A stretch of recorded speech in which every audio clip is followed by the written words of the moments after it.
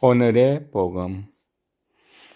오늘은 2019년 10월 15일 화요일입니다. 오늘의 독서는 사도 바울의 로마서 말씀 1장 16절에서 25절입니다. 형제 여러분, 나는 복음을 부끄러워하지 않습니다.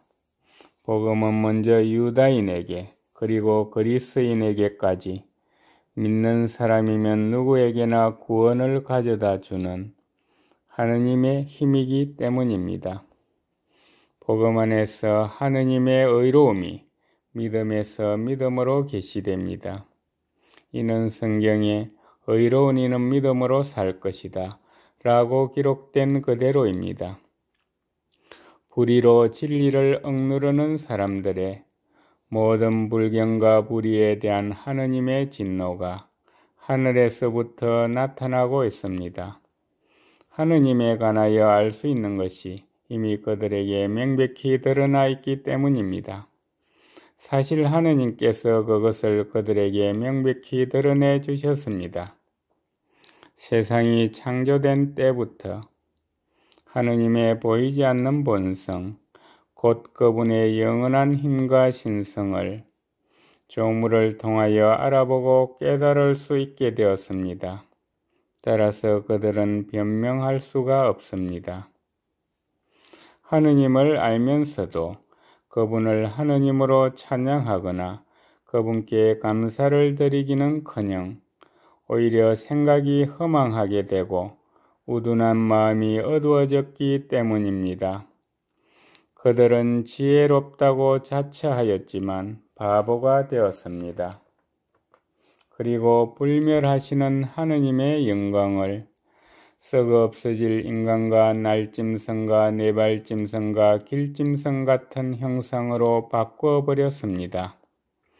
그리하여 하느님께서는 그들이 마음의 욕망으로 더럽혀지도록 내버려 두시어 그들이 스스로 자기들의 몸을 수치스럽게 만들도록 하셨습니다.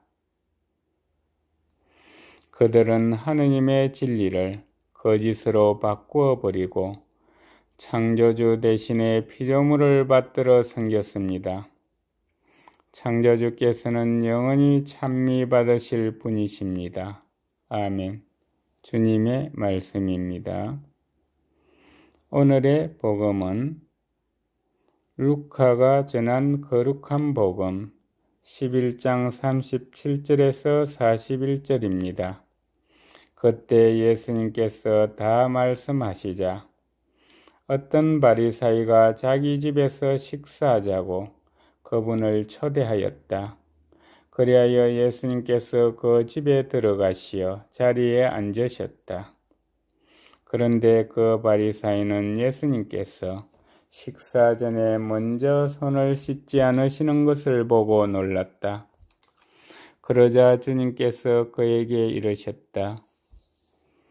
정녕 너희 바리사이들은 장과 접시의 겉은 깨끗이 하지만 너희의 속은 탐욕과 사악으로 가득하다.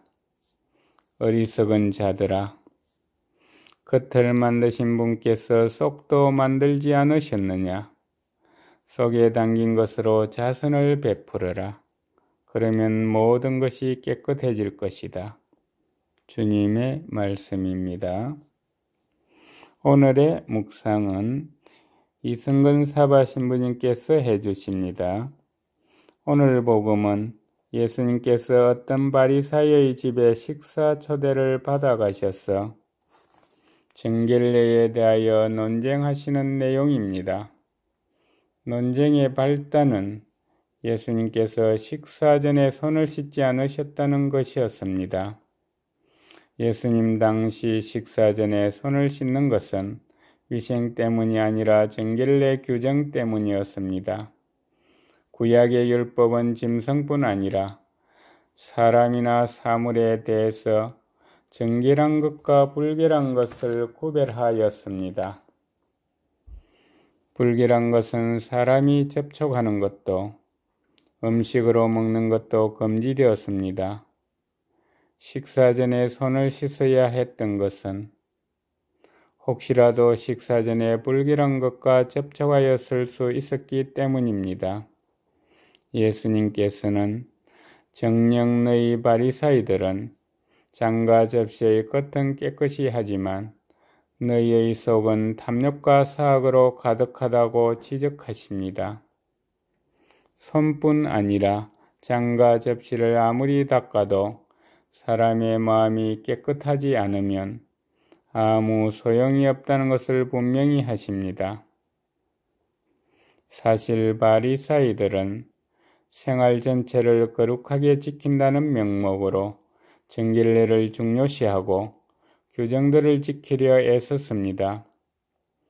그러나 예수님께서는 규정의 외적 준수에만 치우쳐 율법의 본디 의미야 하느님의 뜻을 망각하는 것과 그것을 기준으로 사람들을 판단하고 심판하는 것을 책망하십니다.